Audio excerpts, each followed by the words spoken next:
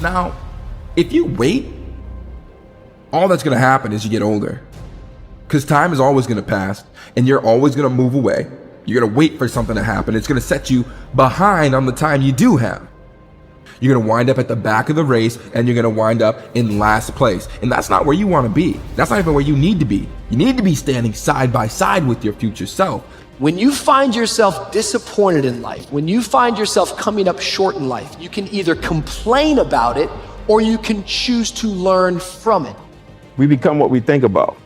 Focus on what you want rather than focusing on what you don't want. So who do you want to be? You know, why are you here on this planet? If you want to change, don't expect your life to stay the same. Expect it to get harder. Expect it to actually get really, really tough. Tougher than you can even imagine right now. And this is where you can move past the boundaries that used to hold you back. You have to be prepared to take any and every opportunity that's presented to you. All right, nothing's just going to happen. You know, everybody say it's all on you. It is all on you. There's other people that can educate you and help you, but you take these different experiences that you learn that stick with you. I mean, you may not remember a whole lot when you were 4 years old, but there's certain memories, there's certain things. You can use them to either harness you to greatness or you can use them to kind of just keep you where you're at. At the end of your feelings is possibly nothing. But at the end of your principle is a promise. And some of you are where you are. If you could be real with yourself, you have gotten yourself in some mess because of your feelings. We are losing control. And it's time for those of you in this room to take control. You've held up your someday. Either you didn't get the right information or you got it, you didn't use it, you're not getting up early enough. I don't know what you're doing. But when you leave, all I want for you is to live your someday. No more playing after today. And here's the crazy part. All you got to do is look in the mirror. All you got to do is deal with yourself, and then we're going to get to a whole other level. You have no idea how efficient people get. It's off the charts. If we all got our act together collectively and stopped making things worse, because that's another thing people do all the time. Not only do they not do what they should to make things better, they actively attempt to make things worse because they're spiteful or resentful or arrogant or deceit. All of those things all bundled together in an absolutely pathological package. If people stop really, really trying just to make things worse, we have no idea how much better they would get just because of that. You have to execute, that you have to perform, that you have to get the job done, especially when you don't feel like it. That's what I call test days. This is a race that you run completely alone, and you're all by yourself. To this day, it is for me to become better mentally. How I look has just become I have thousands, hundreds of thousands of miles on this body, running, pull-ups, push-ups, swimming, whatever you want to call it. This body is what it is now. It's from repetition. It's not from studying, hey, if you hold your plank for this long, fuck all that bull. I don't care about it. I just do it for my mind. Right. I want to continue to harden because that's the only thing I want. That's what I want. I want to have that mind ready for life. Success is repeated many, many times. You can have a skill set to do a lot of things. Okay, you can train, you can read a manual, you can do all these different things, but a skill set only works if you have that mindset. Everyone talks about, I got passion, I got inner drive. You know what passion and inner drive is? It's absolutely nothing unless there's an action, a relentless action that follows it. And if you have that relentless action that follows your passion, that follows that inner drive you have, then you get that end result. Other than that, you just have a bunch of emotions that mean nothing. Are you doing what the very few do on the planet today? As you know, one of my core brain tattoos is to have the results 95% of the population do not have. You've got to commit to doing what only 5% of the population are willing to do.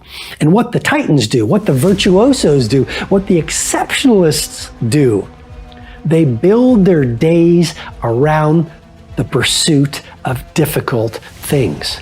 And if you do that, here's what happens. You're going to build momentum. And if you do that, each day will be a platform for growth. But even more importantly, how do you build self-respect? It's by doing difficult things. you grow in self-respect. When you say, I'm not going to coast through my day, today I'm going to do something that's going to give me a micro win so my work and my craft gets a little better. You grow in self-respect. If each day you do difficult things and make these daily optimizations each day through the doing of micro difficulties, you build greater self-respect. And as you build greater self-respect, you fall in love with yourself. It's a great way to build self-love. I mean, one of the tactics to remember is, how do you grow self-love? You consistently make and then keep self-promises.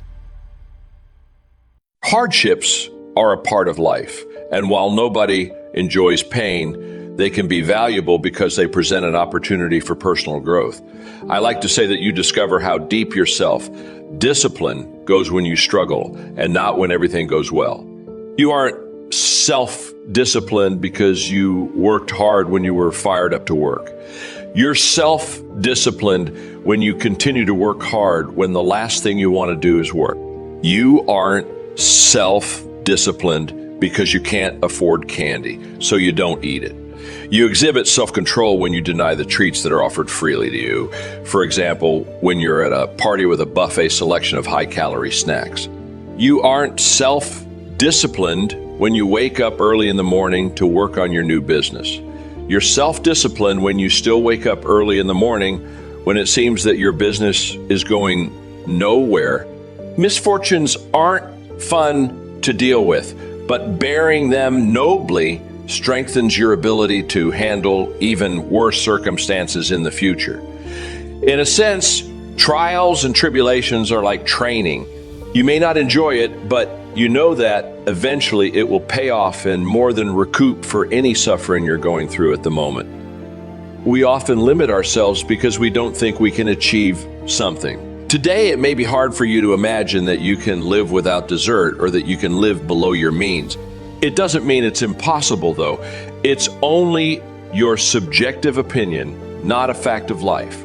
Moreover, thinking that you're unlikely to win means that you'll put in less effort than you could. Why would you work your fingers to the bone if you were uncertain of success? Rock climbing has made it particularly clear to me. When you approach the route thinking that it's beyond your abilities, you won't do your best. After all, why try your best if you know that you aren't going to climb it anyway? You'll most likely give up when you encounter the first obstacle, while a person thinking they can climb it will fight as hard as they can to keep climbing. In the end, the person that doesn't believe in their abilities will give up along the way, while the person that is certain of their abilities will reach the top. Periodically try things that you think are outside of your ability with a positive attitude and the belief that you can succeed. Chances are you'll get a positive surprise and achieve something you thought was beyond your reach. Science suggests that the fleeting happiness you get from succumbing to a temptation is inferior, at least when it comes to its effect on how your genes express, to the type of happiness you can draw out of a sense of purpose and meaning in life. According to the study, a person guided by a deep sense of purpose is less likely to suffer from inflammation and more likely to have a stronger immune system. While both types of happiness can generate the same positive emotions, it's those with high levels of eudaimonic well-being that benefit more. Since the results come from a study on just 80 participants, we shouldn't treat the conclusions as a broadly applicable scientific fact. However, there's definitely immense power in having a mission in your life. When all of your decisions are aligned toward a better future, even if you're suffering at times because things don't go as planned or it's hard to maintain self-discipline, you wake up fired up with vigor and a sense of purpose you'd never get if you were to prioritize hedonic well-being. Succeeding in life has always been a matter of doing that which the great majority does not do. Now, let's keep this in mind as we get into this business of goals. It isn't that I want to make an invidious comparison between the 5% and the 95%. Not at all. That's just the way it is. And if we don't recognize it, it will be to our cost. If you can tell me what you want, I can tell you how to get it. You see, the trick is not in achieving our goals. It is in establishing them. A ship would never leave a harbor if it did not have a destination. An industrial plant would never open its gates if it did not have a product or a purpose. Football would not be played without goalposts, nor would baseball without a home plate. Every business operates for a purpose. Every game has a reason. Getting back to the analogy of our ship, if you were to climb to the navigation bridge and ask the captain the name and location of his next port of call, he would tell you immediately. There's not the slightest doubt in his mind. Can you tell anyone your destination just as quickly and in one sentence? The captain of the ship knows that he can arrive at only one port at a time. He knows that it's impossible to arrive at two. Do you know that? He also knows that his destination will be invisible for fully 99% of his voyage. But he knows it's there and that he'll reach it, barring an unforeseen catastrophe, if he will just keep doing certain things a certain way every day.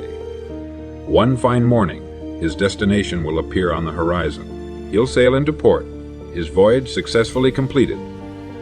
When his business has been accomplished, he'll then sail to another predetermined port of call. And this will take him and his ship from one success to another for the rest of both of their lives.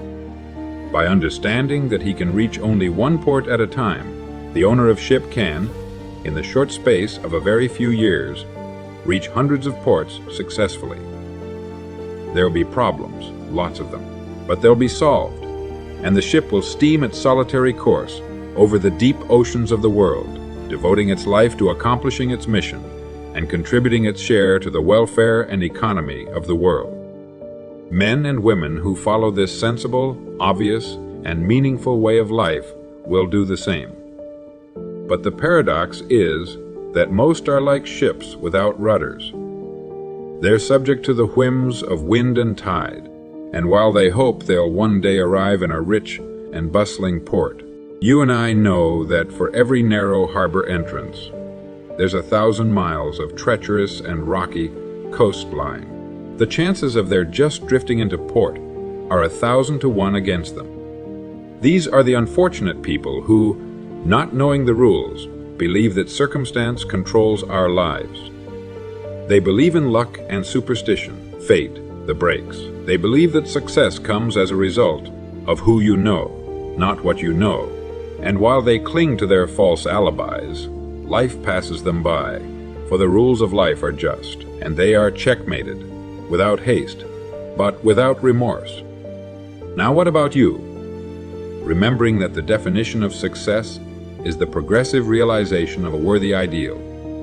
What's the ideal toward which you are working? Now, today, yesterday, and tomorrow? Can you write it in one sentence? Is your goal sharply and clearly defined? I could tell you how you could be and have anything you set your mind on in 5 years. To better understand this, you must examine one of the most overlooked facts in the world. It is that every job, no matter what it may be, holds somewhere within itself the key to everything we want in life, the key to greatness. But we must look for it, and we must think. Decide to become a professional at your business. You see, we can either compete or create. If we compete with all the other people in our line of work, we must be willing to accept the same rewards. If that's what we want, fine. But if we want to become professionals at what we do, then we must create. And when we begin to do this, there's no limit to that which we can achieve.